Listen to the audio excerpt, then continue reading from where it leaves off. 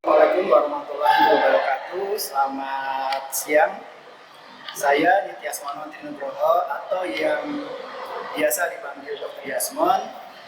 Hari ini akan memberikan video pengajaran sebagai prasyarat untuk sertifikasi dosen tahun 2025 ini. Saya sendiri merupakan staf pengajar di Departemen Ilmu Bedah Fakultas Kedokteran Universitas Indonesia. Sebagai staf pengajar di Departemen Ilmu Bedah, tugas saya adalah mencetak dokter spesialis ilmu bedah yang kompeten. Hal ini bisa dicapai dengan pembelajaran dari dokter umum hingga menjadi dokter spesialis bedah kira-kira dalam kurun waktu 4 tahun. Untuk mencapai gelar dokter spesialis ilmu bedah, seorang dokter umum harus melakukan berbagai pembelajaran mulai dari operasi, kemudian melakukan suatu kuliahan, dan juga melakukan berbagai pengabdian masyarakat. Dan hal ini sudah merupakan tridharma dari seorang pengajar seperti saya dan akan menjadi bekal untuk dokter spesialis bedah yang akan datang. Untuk menjadi dokter spesialis bedah diperlukan beberapa mata kuliah. Mata kuliah ini termaktub dalam buku rancangan pengajaran atau BRP. Untuk menjadi seorang dokter spesialis bedah, tidak hanya kognitif yang diperlukan, akan tetapi juga psikomotor dan afektif. Dari berbagai BRP yang di dalam kurikulum untuk menjadi dokter spesialis bedah, saya sendiri mengampu di modul bedah vaskuler. Modul bedah vaskuler ini ada 3 mata kuliah, yaitu modul bedah vaskuler 1, modul bedah vaskuler 2, dan modul bedah vaskuler 3. Kali ini di video pengajaran saya akan memberikan bagian dari modul bedah vaskuler 3, yaitu mengenai stripping vena. Baik, rekan-rekan silakan menyimak video pengajaran mengenai stripping vena. Kenalkan, nama saya Dr. Yasmon. Kalian sudah hafal ya sama saya ya. Baik, hari ini kita akan berkuliah atau secara online ya, akan kuliah secara online mengenai stripping vena. Di sini saya akan menjelaskan bagaimana indikasi untuk stripping vena, kemudian cara-caranya dan komplikasinya. Penyampaian untuk modul kali ini adalah sebagai prasyarat untuk pengajaran dari sertifikasi dosen tahun 2025 ini. Nah, nanti dari teman-teman presiden silakan kalau ada pertanyaan silakan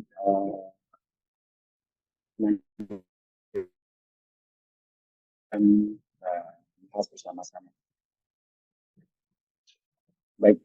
Nah, seperti kalian ketahui semuanya bahwa kita di bedah ini ada namanya BRP atau buku rancangan pengajaran.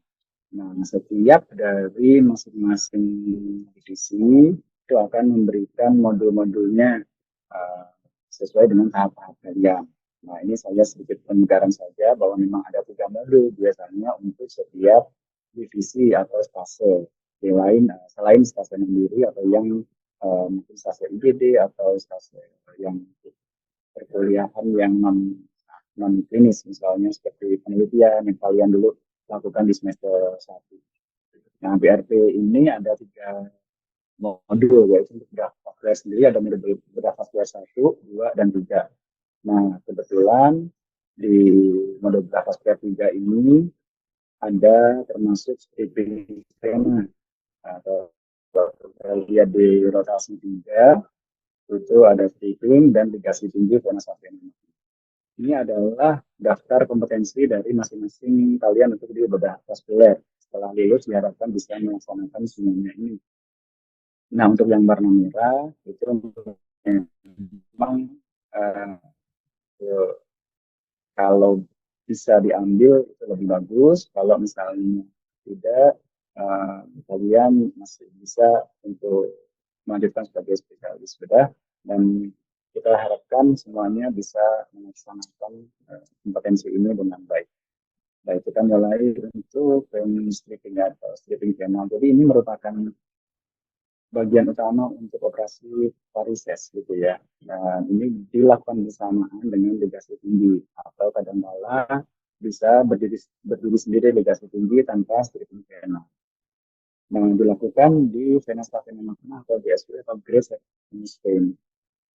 Agak jarang dilakukan di SSP tapi bisa dilakukan. Nah, kadang-kadang kita memerlukan flebectomy. Flebectomy adalah suatu tindakan untuk mengambil vena-vena tributaris yang ada atau yang mengalami penonjolan.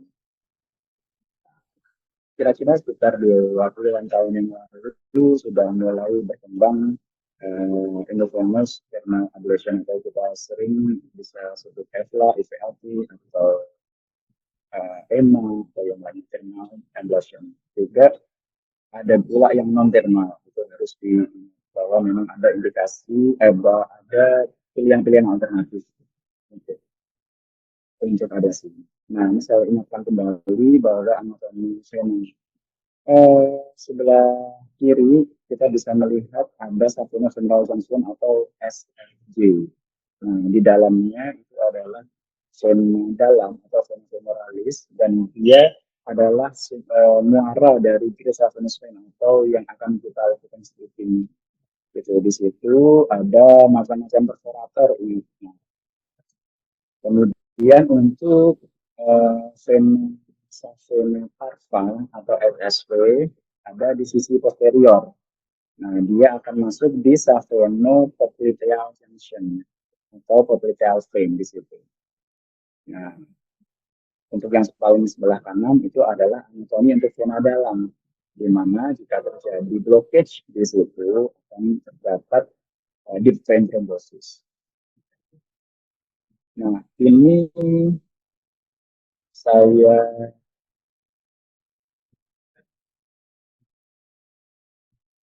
berikan suatu ringkasan ya, bagaimana suatu chronic vascular disease itu bisa kita terapi. Ini ada pilihan-pilihannya, di mana terjadinya reflux itu, kemudian absisnya seperti apa, dan berdasarkan muscle pump dysfunction-nya. Nah, misalnya kalian terdapat di superficial, ada primary sama secondary treatment-nya. Nah, kalau misalnya superficial kan kita tadi misalnya ada masalah di GSV. Nah, misalnya masalah di GSV berarti primernya tetap compression. Nah, tapi secondary treatment-nya itu tadi misalnya ablation atau high ligation stripping, high ligation and stripping, kemudian sclerotherapy atau foam, phlebotomy dan lain-lainnya. Nah, kemudian kalau deep itu hanya valvulotomy. Dan kemudian kalau di perforator kita bisa melihat bisa ablasi, foam ligation maupun SEPS. Maaf, nah kalau misalnya obstruksi itu kita bisa stenting. Kalau misalnya dia masuk dalam dysfunction ya kita harus latihan untuk exercise, untuk structure exercise. Saat ini di USPS ada European Guideline itu memberikan anjuran atau rekomendasi. Nah, ini levelnya sudah A. Untuk pasien dengan incompetence dari Great Venous Vein, jadi untuk high ligation atau stripping ini harus dipertimbangkan. Nah, apabila PVPA atau ablasi itu tidak tersedia. Jadi pilihan utamanya memang dilakukan ablasi. Nah, kita lihat di sebelah kanan diagram sebelah kanan. Kalau misalnya dia itu ada masalah di Great Venous Vein trunk-nya, itu harus dilakukan paling tidak 3 ini, misalnya EVLT, sebagai gantinya adalah high ligation and stripping, atau kita bisa lakukan glue atau CAC itu capillary closure, jadi seperti glue. Nah, kalau di tributaris, nah itu kita bisa melakukan delayed phlebectomy atau bisa langsung concomitant phlebectomy sesuai dengan indikasi-indikasinya. Kalian semua ingat bahwa ada CPAP, yaitu clinical, etiological, terus anatomi, dan pathofisiologi. Hal ini yang mendasari dari tata laksana dari suatu CVI atau chronic venous insufficiency. Jangan lupakan ada VCSS. Jadi VCSS itu merupakan suatu scoring di mana kalian setidaknya mempunyai gambaran pasien ini mau saya tata laksana atau dikonservatif. Nah, biasanya di VCSS di atas 9 itu kita sudah mulai melakukan tata laksana secara operatif atau high ligation stripping atau VCLT atau EVTA tadi ya. Kita lihat ada atributnya, ada macam-macam di sini, ada nyeri, kemudian varicose vein, venous edema, skin pigmentation, inflammation, induration, kemudian kondisi dari ulkus, dan apakah sudah pernah dilakukan compressive therapy. Nah, ini VCS bisa kita nilai pre dan post tindakan, sehingga dengan adanya tindakan kita apakah memperbaiki VCS-nya atau tidak. Nah, ini ada suatu perbandingan antara teknik satu dan teknik yang lainnya. Bagaimana suatu high ligation and stripping dibandingkan dengan misalnya cyanoacrylat atau intravenous thermal ablation. Nah, di situ kita melihat tuh apakah ada perbaikan untuk quality of life, apakah ada injury dari nerve seperti itu. Nah, ini kita harus paham setiap tindakan yang akan kita lakukan itu harus mengerti risk dan benefitnya. Nah, kebetulan teman-teman di sini semuanya setelah nanti menjadi dokter bedah akan memiliki kompetensi untuk melakukan high ligation dan stripping. Jadi kalian harus tahu nih bagaimana kualitas hidup setelah dilakukan high ligation ini diharapkan meningkat, yang malah menurun. Kemudian kadang-kadang perlu tumsen, kadang-kadang tidak. Kemudian bagaimana injury atau nerve injury atau risiko dari cedera sarafnya. Demikian.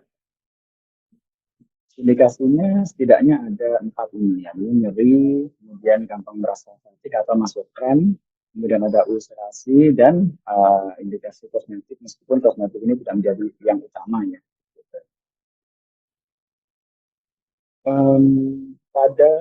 Untuk indikasi venous stripping-nya sendiri, ada GCAAP-nya di kisaran stage 2 sampai 6 untuk di kliniknya. Kemudian jika diameter dari GSP-nya lebih dari 12 mm. Kemudian ada dilatasi bagian proksimal atau ada segmen vena yang mengalami aneurisma, misalnya besar banget hingga 2,5 cm. Terdapat tromboflebitis yang kronik, kemudian ada vena yang sangat-sangat berlekuk-lekuk atau berlekuk-lekuk atau terdapat dilatasi dari varises, dan kemudian nanti ada acute superficial thrombosis. Kalau tidak kita lakukan, nanti takutnya masuk ke vena dalam dan terjadi deep vein thrombosis. Nah, kita sekarang membicarakan mengenai surgical teknik, di mana kalian sudah belajar ya semuanya di ruang operasi ya. Jadi ini adalah di sebelah kanan, intinya adalah kita memotong bagian dari great saphenous vein yang bercabang dari saphenous femoral junction hingga ke distal. Nah, bagaimana caranya? Nah, kalian harus koordinasi dengan dokter radiologi. Nah, nanti gimana? Kalian juga untuk USG-nya, kalau kalian masih belum bisa USG, sebenarnya USG sederhana, kalian hanya melihat di mana dilakukan tindakan untuk insisinya seperti itu. Nah, ini kita bisa insisi saat oblik di 1 cm di atas dan paralel dengan lipatan paha atas. Tuh. Nah, untuk menjangkau SFJ, kita bisa raba arteri femoralis, Nah, lakukan insisi di situ kira-kira 2-3 jam, mungkin 3 cm ya, itu 3 sampai 4 cm. Kemudian kita identifikasi di situ. Nah, biasanya memang tidak akan masuk ke fascia karena dia sangat mudah diidentifikasi untuk Grace Venus Vein ini. Nah, kalian susuri Grace Venus Vein ini sehingga bisa melihat vena dalam atau vena femoralis. Jangan lupakan bahwa vena femoralis, maaf, vena savena magna ini memiliki cabang-cabang. Nah, cabang-cabang ini yang harus kita ligasi dulu. Kalau tidak nanti bleedingnya banyak sekali. Nah, ada superficial epigastric vein, ada anterolateral vein, kemudian superficial external pudendal vein. Nah, biasanya memang kita menemukan nggak sebanyak ini, paling menemukan 3 aja udah syukur gitu. Karena memang sangat kecil kan kadang kalau yang vena savena magna memang besar. Nah, kemudian highligation Venus vein ini dilakukan sedekat mungkin dari vena femoralis. Lakukan double ligasi untuk mencegah perdarahan. Ya, jangan lupakan bahwa kita jangan sampai menjahit atau mempersempit vena femoralis karena nanti terjadi obstruksi malah terjadi deep vein thrombosis. Jangan pula di vena femoralisnya yang kita ikat. Nah, itu pentingnya kita harus identifikasi. Kadang-kadang kalau kita belum tahu anatomi, terus nanti kita ikat, nah itu yang diikat ternyata vena femoralis. Nah, nanti jadinya obstruksi di situ malah sulit atau terdapat komplikasi. Nah, kemudian setelah itu kita masukkan stripper dari venotomi. Nah, kita insisi kedua kita bisa lakukan di sisi bawah gitu. Atau kita ini di distal femur ya, tapi bisa juga di proximal iris. Nah, teman-teman nanti bisa masukkan dari situ. Nah, bisa kalau ini boleh dari bawah ya, biar tidak melawan dari arah katup biar mudah dilakukan. Kemudian dilakukan stripping dengan arah ke bawah. Jadi tidak dengan diharapkan tidak melakai vena savenanya. Sebelum kita tarik, kita akan jahit dulu biar tidak tertinggal di tengah-tengah nanti. Gitu. Jangan lupa ukuran dari mata itu menentukan tingkat derajat kerusakan. Jadi jangan pilih. Biasanya di setiap stripping pena itu untuk ujungnya ada pilihan 3 gitu. Nah, jangan sampai salah pilih, ukuran zonanya terlalu kecil, kalian ini yang besar gitu. Jadi akhirnya nanti malah merusak dari sekitarnya. Jadi harus sesuai. Nah, sekarang kita lihat bagaimana perbandingan irrigation stripping dengan apply itu sendiri. Untuk recurrent refluxnya untuk irrigation stripping ini memang paling dia lebih rendah ya dibandingkan dengan thermal ablasi. Nah, kalau untuk komplikasi ya jauh komplikasi, memang lebih sering di irrigation stripping karena memang lemaknya biasanya lebih banyak ya. Nah, komplikasinya setidaknya infeksi, perdarahan, kerusakan nerve dari saphenous nerve, dan kadang-kadang juga bisa tadi yang saya bilang deep vein thrombosis gitu, yang juga kalau ada kesalahan. Nah, di sini kita lihat berjalannya di paling kanan, perjalanannya nervus adalah dia adalah cabang dari femoral nerve. Nah, di situ dia sangat berdekatan sekali untuk vena lokasi dari saphenous nerve dengan vena savena. Demikian dari saya, semoga bermanfaat. Silakan kalau ada pertanyaan. Izin bertanya, Dok. Ya, silakan. Dok, ini kan dari tadi dokter menjelaskan di prosedurnya. Ini kita insisi keduanya itu di dekat lutut, Dok. Sementara yang pernah kita ngerjain itu saya insisinya sampai di bawah di betis seperti itu, Dok. Sebenarnya yang bagus bisa kalian kayak gitu atau memang harus berhenti di lutut dulu? Terima kasih, Dok. Baik. Baik. Ya, Jadi memang untuk eh, di tempat dilakukannya insisi yang kedua untuk menarik itu ada dua pilihan gitu, bisa dari distal bahkan sampai distal turis juga bisa. Untuk yang kedua adalah dua tahap gitu. Jadi misalnya panjang sekali nih, misalnya memang berkelok-kelok dari atas sampai bawah gitu.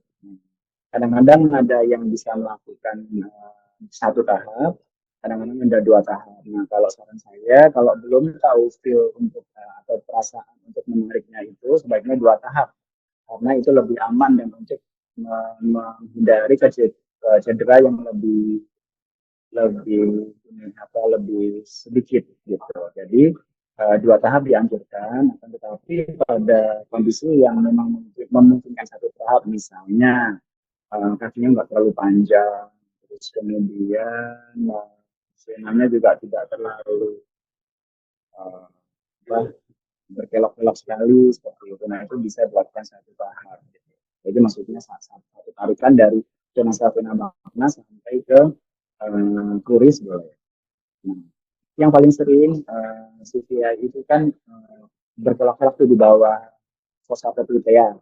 Nah di bawah fossa pepliteal itu sangat berkelok-kelok, artinya sulit yang di bawah. Nah itu sebaiknya dilakukan dua tahap. Kalau memang sulit sekali, hanya di area femur pun tidak masalah. Ya. Apakah cukup jelas, kalian? Jelas dok, terima kasih dok. Ya, ada pertanyaan lain? Mau bertanya dok. Ya, silakan SB. Tadi kan untuk saat melakukan ligasi yang sebaiknya dilakukan ligasi seproksimal mungkin dari GSP-nya dok. Ya. Tapi juga harus hati-hati, takutnya kita sampai ikut meligasi dari vena femoralisnya juga. Kalau misalnya ke terjadi apa namanya vena terligasi dok, itu biasanya tanda-tandanya gimana dan baiknya seperti apa ya dok? Baik. Terima kasih dok. Baik. Jadi kalau pertanyaannya bagaimana jika ligasi itu melibatkan deep femoral atau venofemoralis gitu. Nanti memang efeknya kan akan terjadi deep vein thrombosis gitu. Jadi nanti akan bengkak kakinya seperti itu. Nah, satu-satunya cara kalau memang sudah terligasi adalah bypass gitu. Jadi bypass itu kita bisa lihat ada beberapa cara gitu. Paling mudah adalah untuk anastomosis, misalnya tidak terlalu jauh. Jadi ya yang tadi terligasi digunting, digunting proksimal sama distalnya, terus disambung demikian ya. Jadi kemudian yang kedua ya kalau udah diligasi misalnya, ya udah kita bikin bypass pakai graft misalnya, distal ke proksimal nanti ya biar lewat. Jadi intinya kita harus menyambung vena dalam. Nah, misalnya terjahit sedikit dok, gitu. Jadi mungkin sempit atau jadi menyempit seperti itu ya. Nah, kita lihat itu kita bisa lakukan venografi misalnya atau CT angio. Gitu. Kita lihat fotonya, oh ternyata dari venografi tidak terlalu menyempit, masih misalnya masih 80% bisa lewat, gitu. Udah nggak usah diapa-apain. Tapi kalau memang kalau ada finishnya tidak sesuai, misalnya jadi bengkak meskipun terjahit sedikit ya kita nggak mau harus lakukan tindakan untuk merilis fusi tersebut atau stenosis tersebut. Ya intinya adalah kita harus berhati-hati saat di venofemoral junction. Ada prinsipnya sedekat mungkin itu boleh di kisaran antara 2 cm sampai 3 cm gitu. Jadi nggak perlu sampai misalnya 0,5 cm di situ gitu. Tidak perlu, untuk menghindari hal-hal yang tadi saya bilang. Jelas tadi Baik ya? dok, terima kasih dok.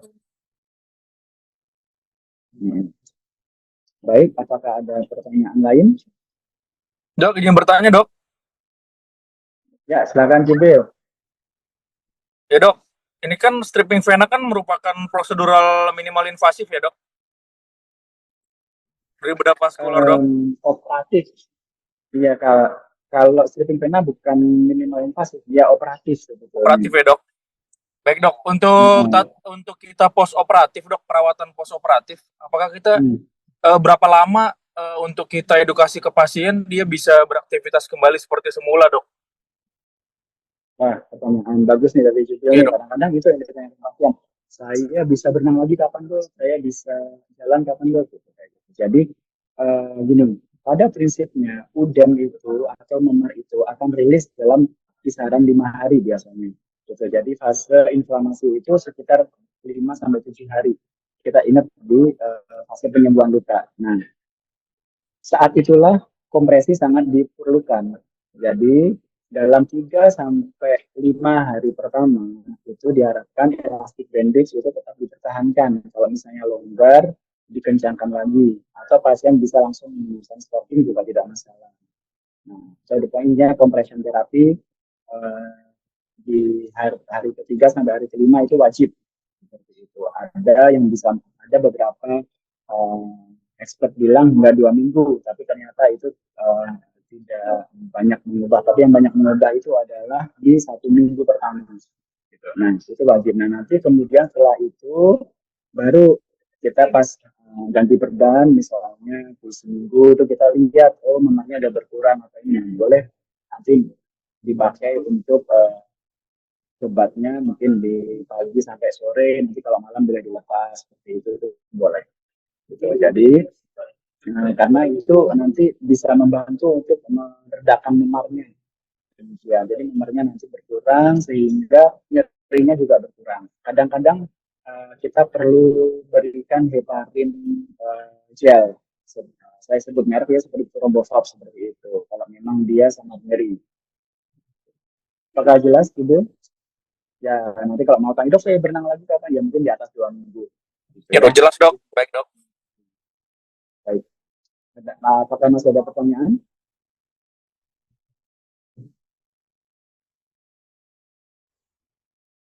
Baik. Jika tidak ada pertanyaan lagi, saya harap kuliah kali ini bisa memberikan insight kepada teman-teman sekalian dan nanti bisa memberi kalian kompetensi yang baik. Nah, jadi kapan indikasi untuk melakukan stripping, bagaimana prosedur yang benar. Nah, kemudian jangan sampai terjadi komplikasi dan itu sudah harus dijelaskan ke pasien melalui inform konselnya. Baik, saya tutup. Apabila nanti ada yang ditanyakan lagi bisa dilakukan di sesi yang lain. Assalamualaikum warahmatullahi wabarakatuh. Baik, demikian video pengajaran untuk stripping vena kali ini. Semoga bermanfaat untuk kita semua. Sekian dari saya. Wassalamualaikum warahmatullahi wabarakatuh dan selamat siang.